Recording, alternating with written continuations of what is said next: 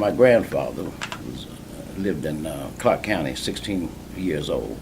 He worked for this man, I think his name was O'Hurley. And O'Hurley liked to drink.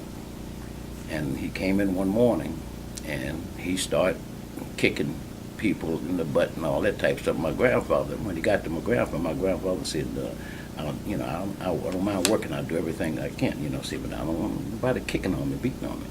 And he said, what did you say? And my grandfather repeated it again.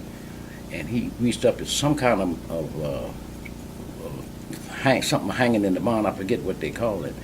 Well, this guy, O'Hurley, took it and tried to whip my grandfather with it. And my grandfather took the sling, or whatever they call that thing, from him and beat him with it and ran. And he hid out. When the word got out up in Louisville, which is in Clark County, what had happened and that the cops were looking for him.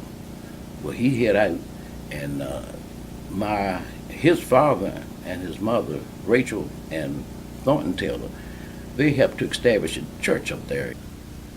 And anyway, some church people, men of the church, went to the sheriff in Clark County and said that we know where this young man is and what would happen to him if he turned himself in. And they said, well, let's even have to, pay the price and everything. So you won't let nobody beat him up or hurt him or anything? They said, no. So they convinced him to turn himself in. And I think he spent like 6 months in jail.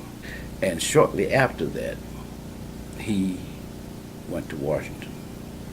And he married my grandmother, Mary A. Detail.